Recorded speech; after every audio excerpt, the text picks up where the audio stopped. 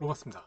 드디어 마무리됐습니다. 제9회 전국 동시지방 및 국회의원 재보궐선거. 송파구 선거구 투표용지 부족 사태부터 경기도 평택을 국민의힘 유이동 후보의 당선과 조국 후보의 낙선, 민주당의 막강한 차악이 당대표이자 2030년 치러질 제22대 대통령 선거에서 가장 유력한 민주당 후보로 떠오르게 된 송영길 인천 연수갑 당선인, 민주당 의석이었던 충남 공주 부여 청양 지역구의 국민의힘 탈환, 역시 충청도는 충청도였고 민주당에게 뺏겨버린 강원도지사와 부산시장, 설마 했지만 다행히도 뺏기지 않은 경남도지사, 그리고 김경수 후보의 패배, 의회로 선전한 무소속 한동훈 후보의 당선과 하정우 후보의 완패, 영화 같은 막판 대역전극을 보임으로써 서울시장 5선 달성에 이어 보수 진영에 매우 유력한 2030년 제22대 대통령 선거 후보로 떠오르게 된 오센 후보에 이르기까지, 비록 이 모든 결과가 2026년 6월 3일과 4일 단 이틀에 걸쳐 벌어진 일이라는 점에서 놀랍지 않을 수 없습니다. 이번 제9회 전국 동시지방 및 국회의원 재보궐선거를 심층 분석해보고 이 결과가 향후 우리 자유대한민국의 정치 지형에 미칠 영향에 대해서까지 한번 따져보도록 하겠습니다. 굿뉴스 로마스 오늘 방송 시작합니다. 함께 가시죠.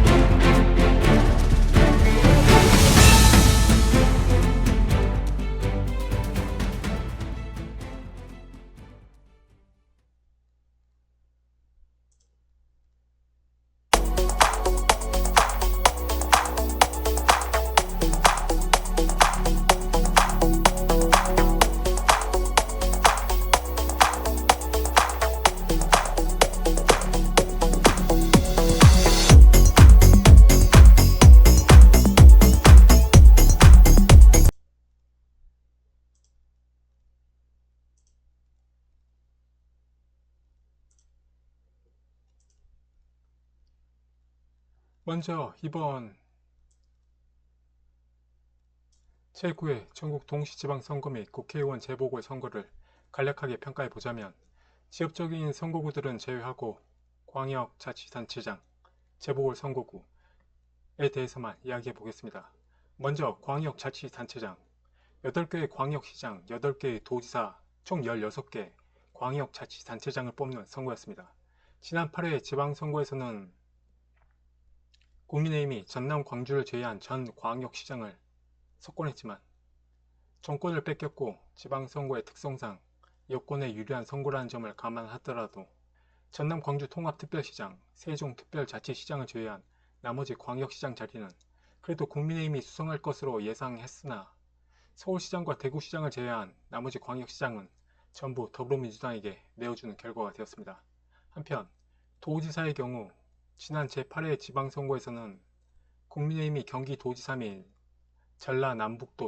전라남북도지사, 제주특별자치도지사를 제외한 전 도지사를 석권했지만 마찬가지로 정권도 뺏기고 지방선거의 특성을 감안하여 그래도 보수 강세의 강원도지사 및 경남북도지사는 수성할 것으로 예상을 했지만 강원도지사 자리를 더불어민주당에게 내어주는 결과로 마무리되었습니다. 국회의원 재보궐선거의 경우 추경호 대구시장 당선인의 지역구인 대구 달성군과 더불어민주당으로 이적한 김상욱 울산시장 당선인의 지역구인 울산 남각을 제외한 나머지 재보궐선거구 모두 더불어민주당이 차지하고 있었던 지역구라는 점을 감안하여 진보진영 후보가 난립한 경기 평택을 하나 정도만 국민의힘이 획득을 하고 선거가 마무리될 것으로 예상을 했는데, 의외로 충남 공주부여 청양에서 윤용군 후보가 당선됨으로써 본래 예상했던 것보다 한 석 더 국민의힘이 차지하게 되는 결과를 보게 되었습니다. 특히 이번 지방선거를 두고 누가 승자니 패자니 말이 많은데 국민의힘이나 더불어민주당 어느 누구에게도 과연 승자가 있거나 패자가 있었던 선거였는지에 대해서는 의문을 제기하고 싶습니다. 더불어민주당의 경우 여권이라는 이점에도 불구하고 서울시장 선거에서 석패하였지만 사실 경기도지사 선거는 무혈 입상한 것이나 다름이 없고 재보궐선거가 치러진 13개 자신들의 지역구 중 9개밖에 수성을 하지는 못하였지만 자신들의 천적이라고 할 수 있는 조국 후보를 함께 동반 낙선시킴으로써 그의 정치적 입지가 좁아지게 하였다는 점은 그래도 더불어민주당에게는 이익이 되는 선거가 아니었나 평가해 볼 수 있습니다. 반대로 국민의힘의 경우 12.3 비상계엄 이후 엄혹한 전국 속에서 갈팡질팡 우왕좌왕하는 모습을 보이기는 했지만 마치 월드컵에서 연장전 끝에 승부차기로 극장골을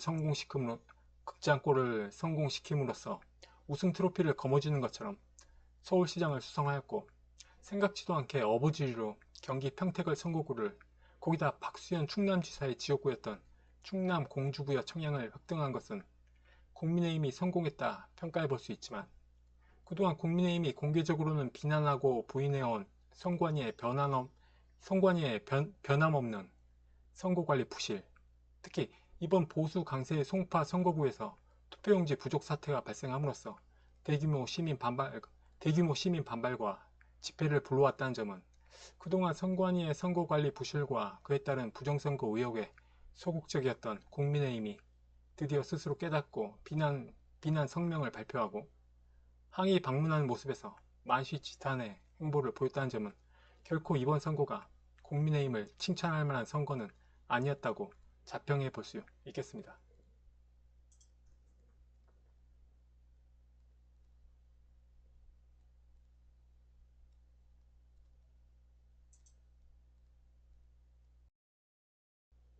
이번 선거에도 어김없이 선관위의 부실 행태가 여지없이 드러난 사건이 발생했습니다. 송파 선거구 투표용지 부족 사태. 도대체 왜 그런지 모르겠습니다. 헌법상 어떠한 외부 감사조차 받지 않는 독립기관이라고 한다면 오히려 더욱 한치의 실수나 오점이 없도록 행동해야 하는 것인데 매 선거 때마다 왜 이런 알바 초년생 같은 행태를 보이는 것인지 한심해도 이처럼 한심한 행태가 더 있나 싶을 정도입니다. 지난 코로나 유행 때는 속구리 투표로 지탄을 받더니 이제는 마치 알뜰 예산 행정이라도 하는 것처럼 투표자가 적을 것으로 예상하고 전체 유권자의 50%만 투표지를 인쇄하였다가 투표지 부족으로 개표가 개시된 이후에도 투표를 하게 하는 총국까지 만들어내는 그야말로 무슨 개그 콘서트 코너를 보는 듯한 모양새를 연출하여 헌법기관이 단순히 국민적 지탄을 받는 것을 넘어 대규모 시민들이 선거관에 직접 항의 농성하고 선거 무효, 개표 중단을 요구하게 하는 모습까지 불러왔다는 점에서 선관위의 지금 행태는 반드시 수술이 필요한 행태라고 지적하지 않을 수 없습니다. 이제 국회의원 재보궐선거도 마무리되고 하반기 원 구성도 새롭게 이루어질 것으로 보여지니 국민의힘과 더불어민주당이 다른 건 몰라도 선관위를 대상으로 한 원포인트 개헌으로 자유대한민국의 독립된 헌법기관으로서 이런 막장 총국을 다시는 일으키는 일이 없도록 조치를 철저하게 이번에 반드시 하는 게 필요하지 않을까 생각됩니다. 진짜 왜 그러냐? 이번 선거에서도 어김없이 누구나 예상했던 어부지리 선거 결과가 나온 선거구가 있습니다. 바로 경기 평택을 재선거구. 국민의힘의 유이동 후보가 34.83%로 본래 민주당 지역구였음에도 불구하고 진보표가 갈리는 바람에 어부지리로 당선이 되지 않았나 생각됩니다. 김용남 후보와 조국 후보가 단일화만 하였다면 유이동 후보가 당선을 점치기는 어려웠을 텐데 김용남 후보가 28.77%, 조국 후보가 27.24%의 득표율을 보였다는 점에서 물론 유이동 후보의 노력과 유이동 후보를 지지하는 평택을 선거구 시민들의 여러와 같은 성원과 지지 덕에 유이동 후보가 당선된 것은 맞지만 다른 한편으로는 만약 김영남 후보와 조국 후보가 단일화를 하였더라면 국민의힘이 이 지역구를 과연 차지할 수 있었겠느냐 하는 생각을 하게 됩니다.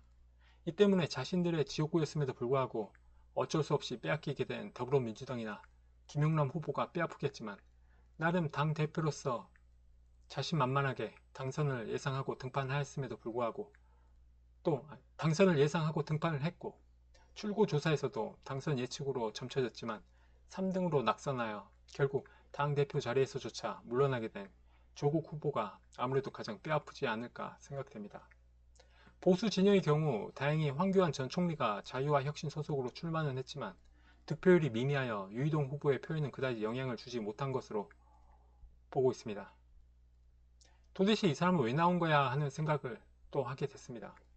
아무튼 이번 경기 평택을 재선거는 국민의힘과 유이동 후보는 웃었고 더불어민주당과 김용남 후보는 울었고 조국 후보는 역사의 뒤안길로 사라질 운명에 처했다는 점, 황교안 전 총리는 이불킥하게 만든 선거가 아니었나 생각됩니다. 김재현? 김재현? 아, 김재현! 옛날 그 통합진보당? 어쩌라고?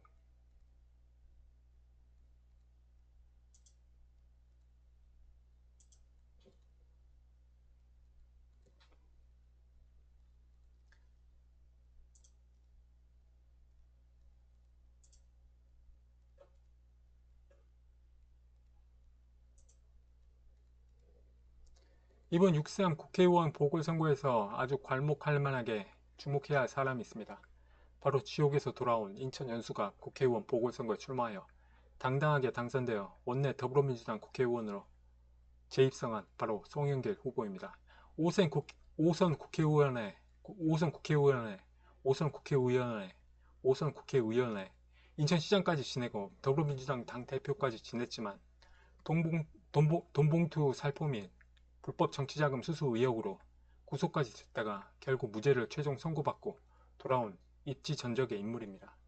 이번 지방선거 전 쇼츠에서 로마스 뉴스에서도 이번 지방선거 전 로마스 뉴스에서도 한번 언급한 적이 있지만 송영길 후보가 국회의원으로 당선됨에 따라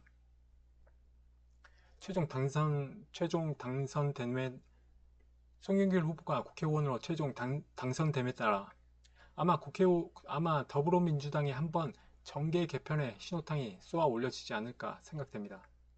다다음 달 8월에 전당대회를 예정하고 있는 더불어민주당의 당대표 후보로서 매우 유력하게 거론할 수 인물이자 나아가 2030년 제20대 대선에서 더불어민주당의 매우 유력한 대통령 후보자가 될 자로 점쳐지기 때문입니다.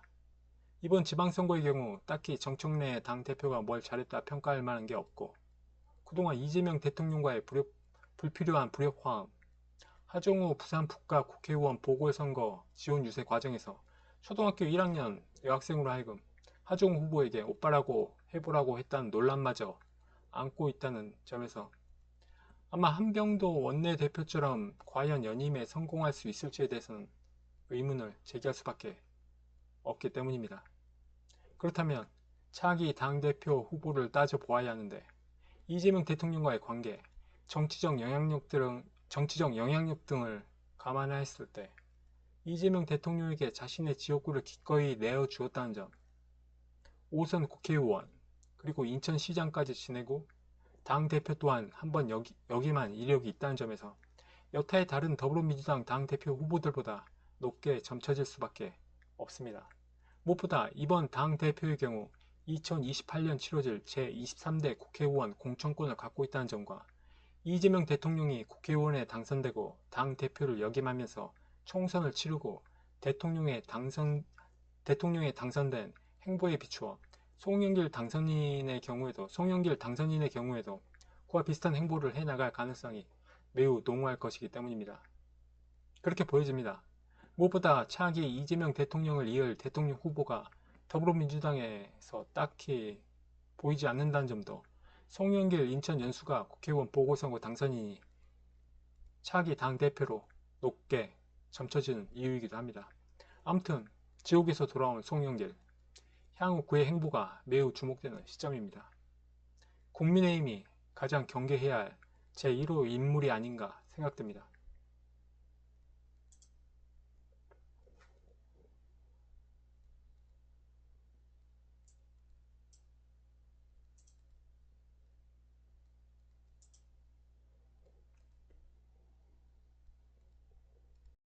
이번 6.3 국회의원 보궐선거에서 주목할 만한 선거구가 있습니다. 바로 충남 공주 부여 청양 선거구입니다. 원래 20대, 21대 총선에서는 정진석 전 대통령 비서실장이 내리 당선된 지역구였는데 제22대 총선에서 박수현 더불어민주당 당시 후보에게 빼앗겼던 지역구입니다. 이번 보궐선거에서 본래 정진석 전 대통령 비서실장이 출마를 계획했으나 김태흠 충남지사가 탈당까지 거론하며 그 출마를 반대해 결국 정진석 전 대통령 비서실장이 출마를 철회함으로써 정진석 전 대통령 비서실장이 아닌 다른 후보로 과연 이번 지방선거에서 특히 이 충남 공주부여 청양 선거구에서 그것도 충남지사에 출마한 박수현 당선인의 직전 지역구를 탈환할 수 있을지에 대해서 의문을 제기했었는데 이번 충남지역 국회의원 보궐선거에서 국민의힘이 유일하게 탈환에 성공한 지역구라는 점과 초반 득표 열세에도 불구하고 역전에 성공하여 탈환에 성공하였다는 점은 칭찬을 아끼지 않을 수 없는 부분입니다.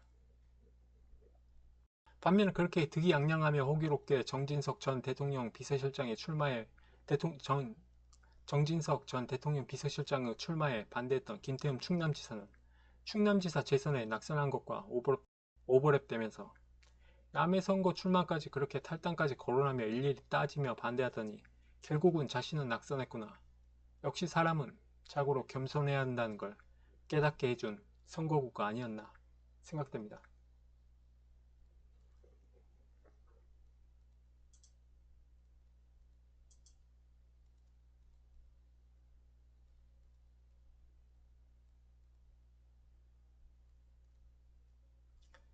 이번 6상 광역자치단체장 선거에서 충청은 역시 여권인 더불어민주당의 손을 들어주었음을 확인할 수 있었습니다. 지난 지방선거에서는 국민의힘 소속 후보자들이 충청지역을 전부 석권하였는데 이번 선거에서는 역시 더불어민주당 소속 후보자들이 전부 충청지역 광역자치단체장 자리를 차지하였기 때문입니다.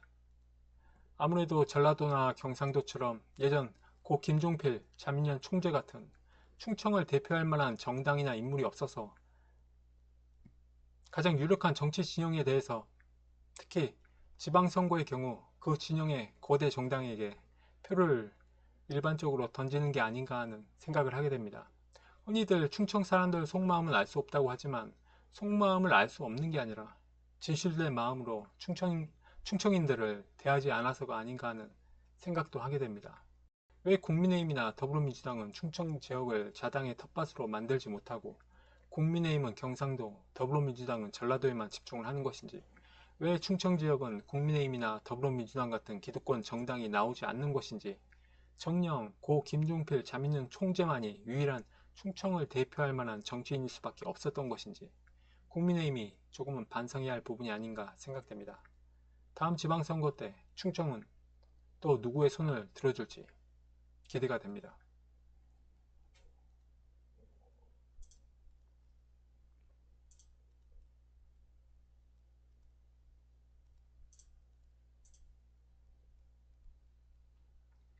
이번 6.3 지방선거에서 강원도지사와 부산시장이 결국 더불어민주당의 손아귀에 들어갔습니다. 지난 지방선거 때는 국민의힘이 모두 석권한 자리들인데 특히 보수 강세로 변환되었다고 생각하는 강원도의 힘과 6.25 당시 자유대한민국의 최후 보루 역할을 해주었던 부산이라는 상징적 의미가 있는 지역이 부산이라는 점에서 이 두 지역의 광역자치단체장 자리를 모두 더불어민주당이 석권한 점이 참으로 아쉽다 하지 않을 수 없습니다. 그런데 딱히 김진태 현 강원도지사나 박형준 현 부산시장이 우상호 전 청와대 정무수석이나 전재수 전 해양수산부 장관보다 딱히 특출날 만한 게 없다는 점에서도 강원도민이나 부산시민 입장에서는 검사 출신 국회의원 도지사나 토론 프로 농객 출신의 시장보다 그래도 현 정권에서 이재명 대통령과 가까운 거리에 있었던 자나 해양도시를 좀 더 잘 이해할 수 있는 전 해양수산부 장관 출신 시장이 낫겠다 판단하여 표를 더 밀어준 게 아닌가 생각됩니다. 때문에 국민의힘도 이제는 후보자를 뽑을 때 좀 더 현실적이고 유권자들에게 밀접할 수 있는 후보자를 뽑는 시스템으로 좀 변화해야 되는 게 아닌가 그런 생각도 하게 됩니다. 무작정 공정성만 따져서 후보자만 받아 심사해서 여론조사 등으로 공천할 게 아니라 해당 선거 유권자들에게 좀 더 다가갈 수 있는 인물로 해당 선거구 유권자들에게 좀 더 다가갈 수 있는 인물로 후보군을 좁혀야 하는 게 아닌가 하는 생각입니다. 가까운 사람을 기쁘게 하면 먼 곳에서도 사람이 찾아온다는 공자의 말처럼 정치란 자고로 명분과 실리가 합쳐질 때 비로소 완성된다는 걸 쓸데없이 명분만 앞세워 실리를 포기하는 일은 앞으로는 없길 바랍니다. 언제까지 12.3 비상계엄 때문에 후보자가 없다 타령을 할 것인지 묻고 싶습니다.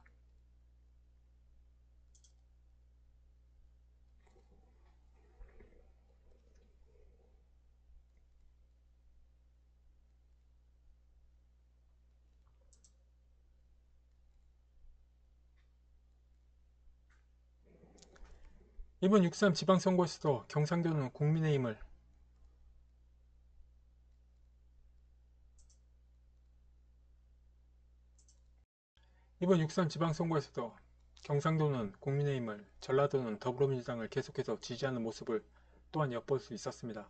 특히 출구조사 발표에서 경북도지사는 이철우 후보의 우세로 나타났지만 경남도지사의 경우 김경수 후보가 우세인 것으로 나타나 경북도민의 마음이 더불어민주당으로 향했구나라고 착각을 했었는데 선거 결과는 역시 박완수 후보의 손을 들어주는 것으로 최종 마무리되면서 역시 경상도는 경상도 아이가 하는 생각을 하게 되었습니다. 덕분에 한번 경남도지사를 지낸 덕분에 일전에 경남도지사를 지낸 김경수 후보의 경우 드루킹 여론 조작 사건으로 인해 징역 2년의 실형을 받고 그 형이 확정되어 당시 경남도지사직을 상실했던 김경수 후보가 윤석열 정부 당시 사면 복권 덕에 이번 경남도지사 선거에 다시 출마하게 되었고 김경수 후보가 또다시 경남도지사가 되는가 했었는데 박완수 후보가 역전 승리를 이끌어내면서 오세훈 후보의 서울시장 선거와 함께 투표율 다음날 아침까지 보수 진영 사람들의 가슴을 졸이게 한 선거가 아니었나 생각됩니다. 아무튼 그래도 경상도만큼은 더불어민주당이 발을 내딛게 해서는 안 된다는 마음이 더 앞서지 않았나 그런 생각을 하게 됩니다. 역시 경상도는 보수 진영의 한 사람으로서 역시 배신하지 않는 믿을 수 있는 든든한 지역이 아닌가 생각됩니다.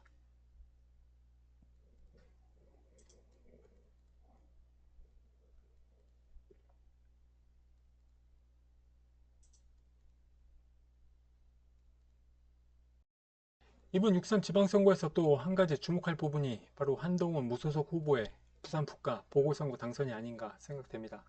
더불어민주당의 하정우 후보에 비하여 보수 진영은 국민의힘의 박민식 후보와 무소속 한동훈 후보가 동시에 출마함으로써 보수 진영의 표가 갈릴 것으로 예상을 했는데 의외로 한동훈 후보가 42.96%, 더불어민주당의 하정우 후보가 41.26%, 국민의힘의 박민식 후보가 15.76%를 기록함으로써 비록 1.7%라는 근소한 차이기는 했어도 두 명의 보수 정치인이 또한 출마를 했지만 더불어민주당의 하정우 후보가 어부지리로 당선되는 일은 발생하지 않았다는 점에서 오히려 하정우 후보의 그 손 비비기나 정청래의 오빠 일바 논란으로 하정우 후보에게 갈 표마저 한동훈 후보에게 유입된 게 아닌가 하는 생각도 하게 됩니다.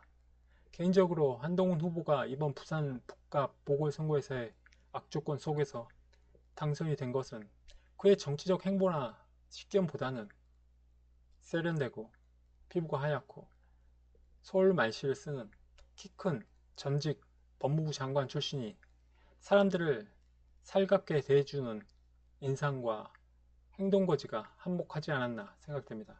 거기다 한동훈 후보의 배우자 또한 그런 한동훈 후보자의 이미지를 한층 더 부각시키는 역할을 했다고 생각됩니다.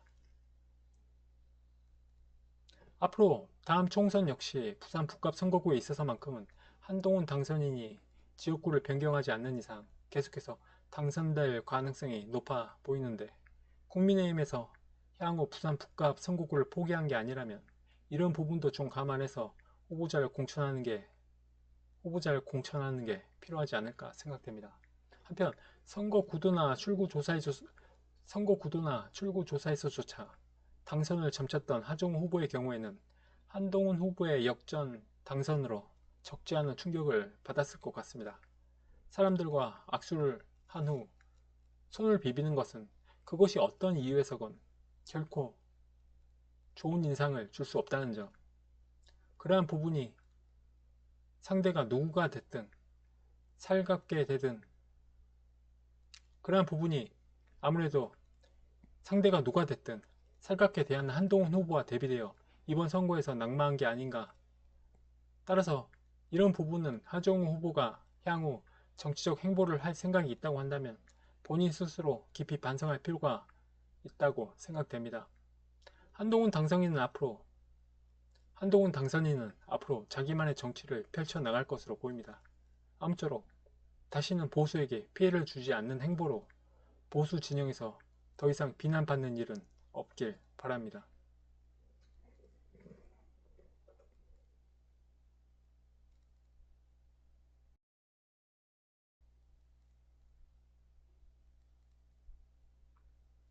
이번 6.3 지방선거에서 단연코 최고의 스타라고 한다면 바로 오세훈 서울시장 당선인이 아닐까 생각됩니다. 출구 조사는 물론 개표 내내 득표율에서 오세훈 후보를 앞서가던 정원호 후보가 개표율 다음날 아침 오세훈 후보에게 대역전됨으로써 결국 오세훈 후보가 당선된 게 아마 이번 6.3 지방선거에 있어서 가장 손꼽을 수 있는 명장면이 아닌가 생각됩니다. 아무래도 송파구 투표용지 부족 사태로 인하여 미처 투표를 하지 못했던 시민들의 투표 내용이 출구조사나 초기 개표 과정에 반영되지 않아 이러한 장면이 연출된 것으로 보이는데 덕분에 지루해지기 쉬운 선거 개표 결과에 마치 월드컵에서 경기 내내 골을 먹으며 지고 있다가 막판 극장골을 터뜨리더니 결국 역전하여 승리하는 듯한 카타르시스를 느낄 수 있게 해준 부분이 아닌가 생각됩니다. 이로써 오세훈 당선인은 5선 서울시장이라는 이력을 가지게 되었는데 향후 보수 진영에 유력한 대권 주자가 없는 데다가 이 다음 지방선거가 대통령 선거와 같은 해인 2030년에 실시된다는 점을 감안한다면 향후 이재명 대통령이 물러나게 되면 청와대를 두고 더불어민주당의 대선 후보와 맞붙게 될 보수 진영의 매우 유력한 대선 후보로 이제 자리매김한 게 아닌가 생각됩니다. 여러분은 5선의 서울시장 이력을 갖고 있는 오세훈 후보와 인천시장과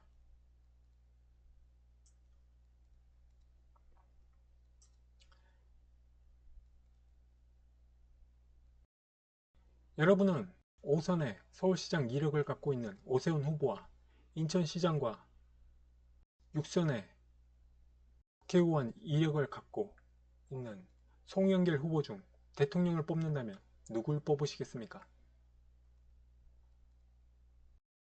여러분은 5선의 서울시장 이력을 갖고 있는 오세훈 후보와 인천시장과 6선의 국회의원 이력을 갖고 있는 송영길 후보 중 대통령을 뽑는다면 누구를 뽑으시겠습니까?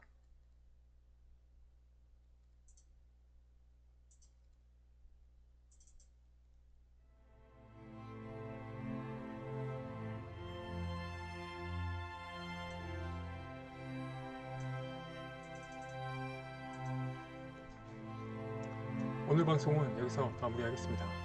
로마스TV는 앞으로도 자유 대한민국의 보수의 가치를 더욱 공고히 하고 한반도를 완전하게 그리고 온전하게 자유 대한민국으로 통일하여 북한의 주민들까지 모두 온전히 그리고 안전히 자유 대한민국의 주민이 되는 그날까지 쉼없이 그리고 힘차게 나아가도록 하겠습니다. 앞으로 시청자 여러분들의 많은 관심과 응원 부탁드립니다.